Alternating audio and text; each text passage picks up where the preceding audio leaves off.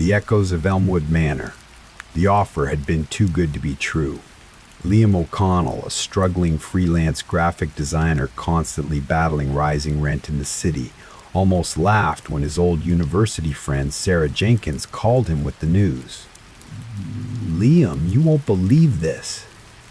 Liam, pragmatic as ever, attributed it to poor insulation and the house's age. He believed in the tangible, the explainable. He was wrong. The first hint of something amiss wasn't a grand, terrifying spectacle, but a subtle shift in the everyday. It began with the sounds. It started subtly, as these things always do, like a barely perceptible tremor in the familiar melody of Sarah's new life and Liam's occasional visits. Evelyn, often working late into the evening, began to hear it, faint, rhythmic scratching, not the frantic skittering of mice or the purposeful gnawing of rats. This was softer, more deliberate, almost a scraping, as if something with very fine claws was gently, patiently dragging itself along the inside of the walls. It seemed to come from various points, sometimes the bedroom wall directly behind her headboard, sometimes the living room wall behind the antique bookshelf, occasionally even from the ceiling directly above the kitchen. She'd freeze, listening intently, but it would always stop as soon as she focused. She blamed rodents, an old house with unseen infestations. She called an exterminator, but after a thorough inspection, he found no evidence of pests. "House as clean as a whistle, ma'am," he declared, scratching his head. The scratching persisted. Then came the cold spots. Patches of air in specific areas of the house, particularly near the very walls from which the scratching emanated. That would suddenly drop several degrees, chilling her to the bone, even with the heating system working perfectly. The hairs on her arms would prickle, a sensation that made her glance around nervously. She checked the windows, the seals, all intact. She blamed localized drafts, a quirk of the house's aging structure. But an unsettling sense of an unseen presence began to take root, a feeling of being watched. A pervasive, cold gaze emanating from the very fabric of her home. The first truly unsettling incident involved her possessions. Evelyn was meticulously organized. Her collection of antique fountain pens, usually displayed neatly on her desk, were found subtly rearranged one morning. Not stolen, not even disturbed, just shifted. One pen, a particularly ornate silver one, was resting perfectly, inexplicably, inside an old leather-bound dictionary on her shelf, tucked between pages describing forgotten architectural terms. She swore she'd never placed it there. I found a place, a whole house, for practically nothing.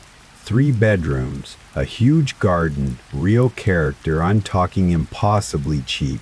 It's called Elmwood Manor, just outside of Manchester.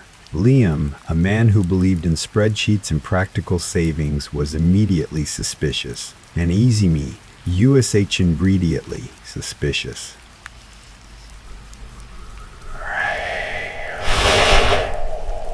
She dismissed it as her own absent-mindedness, the stress of a tight deadline. But a small seed of unease was planted. She tried to rationalize it, the house settling, her own imagination playing tricks in the quiet solitude. But the feeling of being watched, the persistent chill emanating from the walls, was harder to dismiss. She found herself unconsciously averting her gaze from particularly silent sections of wall, as if avoiding an unblinking eye. She started leaving a small, bright LED flashlight on her bedside table, not for power outages, but for moments when the shadows seemed too deep, too alive.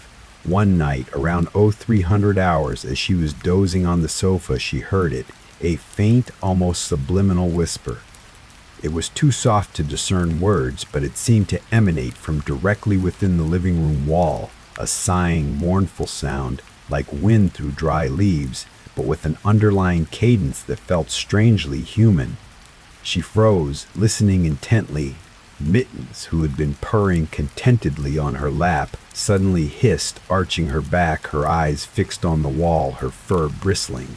Nothing, Just the oppressive silence of the house. He dismissed it as echoes, a trick of the acoustics in the old house. But her sleep grew restless. The anomalies escalated, subtle yet persistent, gnawing at Evelyn's rigid, logical framework. The rhythmic scratching became more distinct, no longer just scraping, but a faint, almost deliberate tapping. Sometimes it sounded like tiny knuckles knocking on the plaster. The cold spots intensified, now accompanied by the faint, cloying sweetness of lilies and damp earth, a scent that would suddenly fill the air before dissipating. It was a smell that spoke of decay and something ancient, utterly out of place in her newly renovated home. The whispers grew louder, clearer. They were no longer indistinct murmurs. They were voices, direct, personal, calling out fragmented phrases in what sounded like Old English, sometimes even a dialect she couldn't quite place, but the tone was clear, pleading, despairing, sometimes angry, and occasionally a word or two in a chillingly precise, accented tone. Cold, below, lost, find us, sleep with us, sleep with us. She heard a child's soft sob, a woman's desperate plea, a man's guttural gasp, always seeming to emanate from within the very walls, echoing through the empty rooms, seeping through the plaster. Nothing's impossibly cheap without a catch, Sarah. Is it falling apart? Haunted? Built on a toxic waste dump? He chuckled, but a part of him was already intrigued. Sarah, ever the impulsive optimist, brushed off his concerns. It just needs a little TLC, Liam. The owners want a quick sale. She'd gripped the arms of her chair, straining her ears, but they would always fade, replaced by the oppressive silence of the house. She started seeing fleeting shadow figures in the corners of her vision, coalescing for a split second into familiar forms: a small, thin child, a grieving woman in tattered clothes, an old man with hollow eyes, before dissolving back into the darkness. Her own reflection in the antique mirror in the hallway seemed to distort, her features twisting into a fleeting grimace, a look of utter despair, before normalizing. It was preying on her mind, twisting her thoughts, trying to isolate her further. She developed a slight tremor in her hands, barely noticeable but present.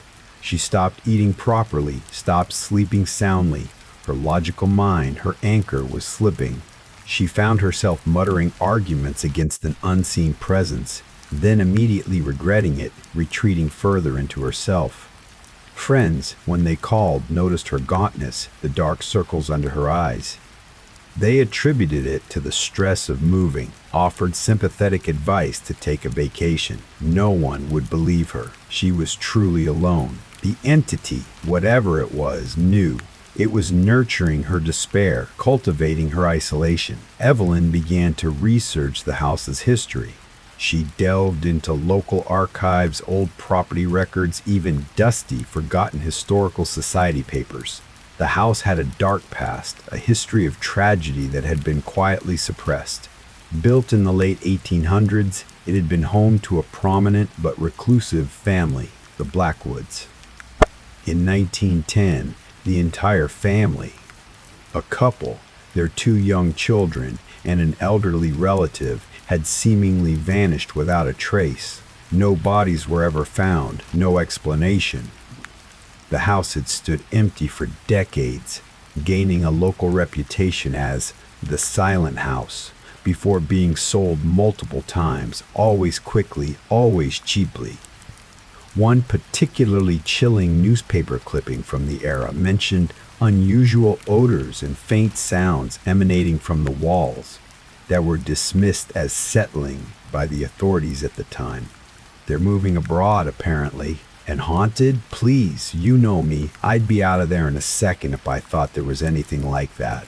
Sarah moved in a week later, practically bubbling with excitement.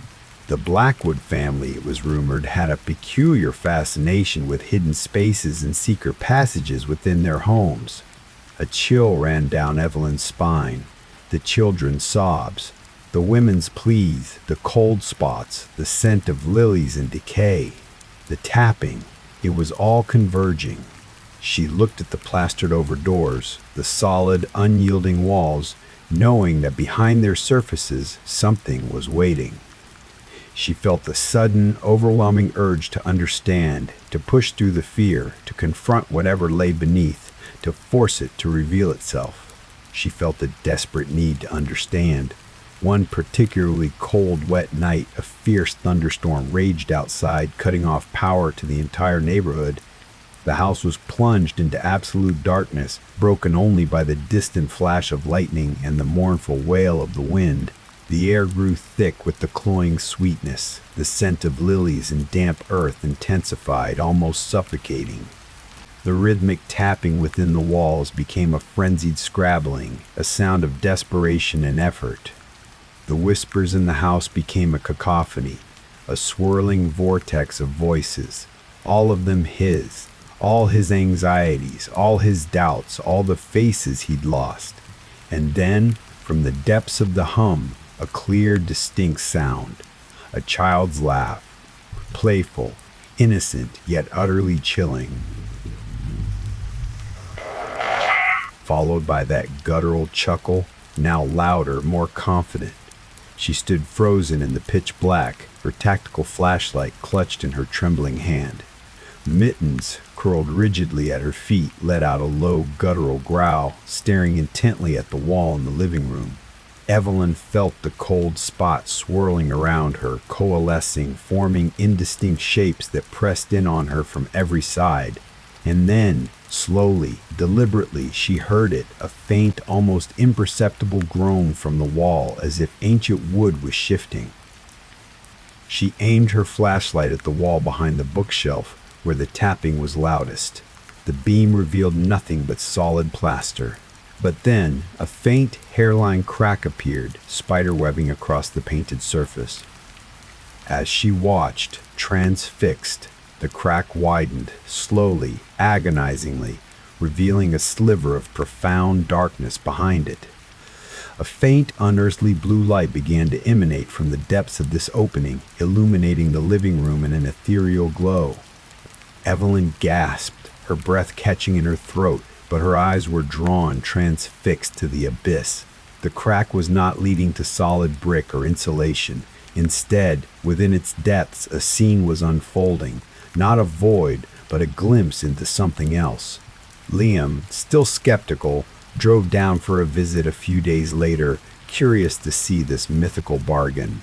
Elmwood Manor stood on a quiet, overgrown lane, partially obscured by ancient, gnarled elm trees that seemed to hunch over the property. He saw a vast, impossibly deep, claustrophobic network of narrow passages and cramped chambers, twisting and turning within the very walls of her house, a labyrinth unseen from the outside. The air in this hidden world shimmered with a viscous, dark liquid that pulsed with the same blue light. And within this liquid, hundreds, thousands, millions of faint, ethereal forms drifted silently. They were transparent, barely visible, but unmistakable. Men, women, children, their outlines wavering like smoke.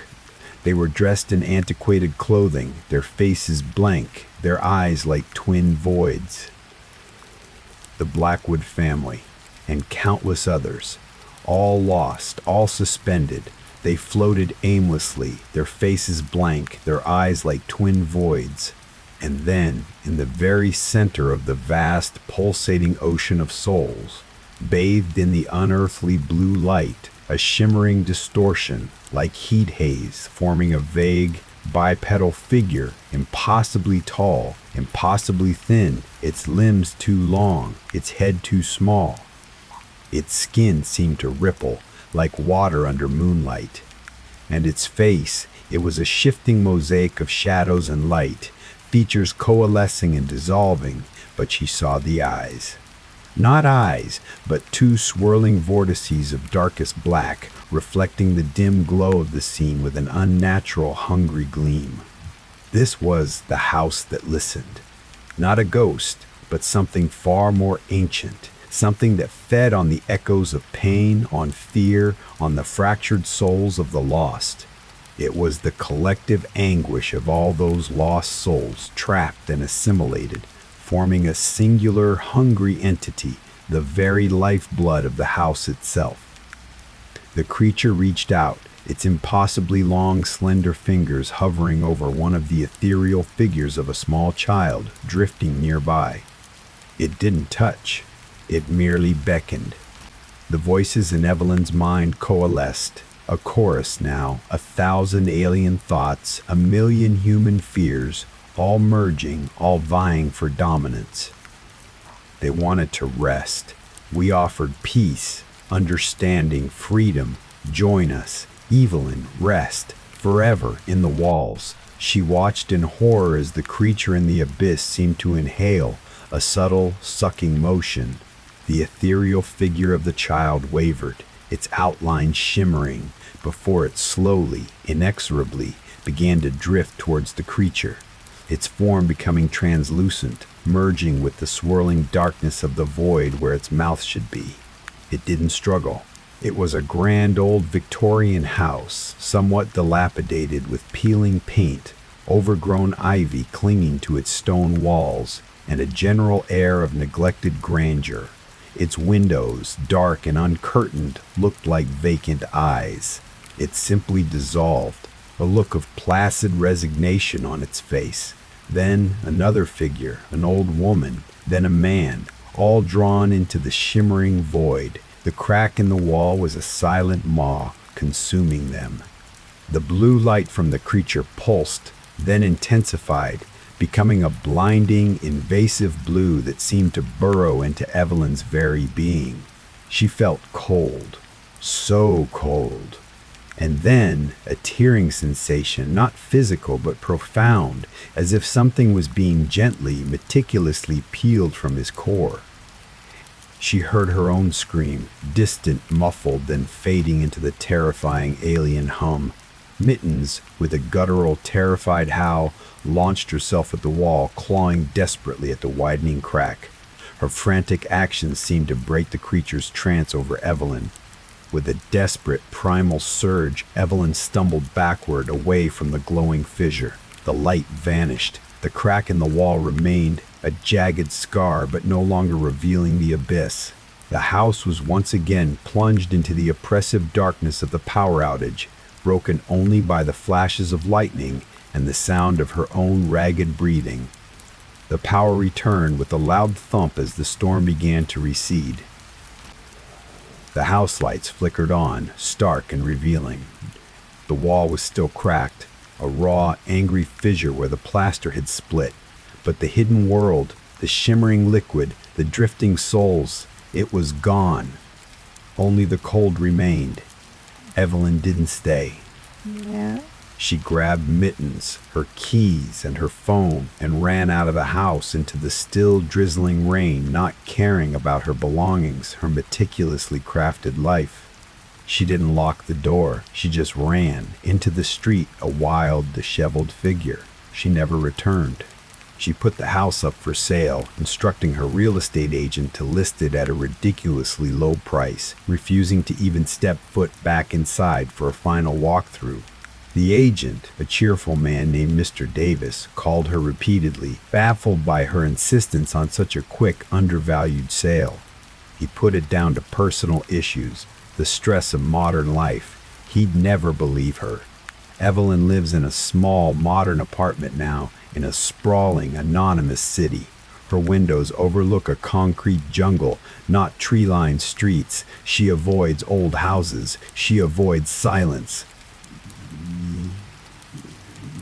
She leaves the television on, always, a low hum of white noise to drown out the others. She checks her reflection endlessly, scrutinizing her own face, half expecting it to distort, to show the void.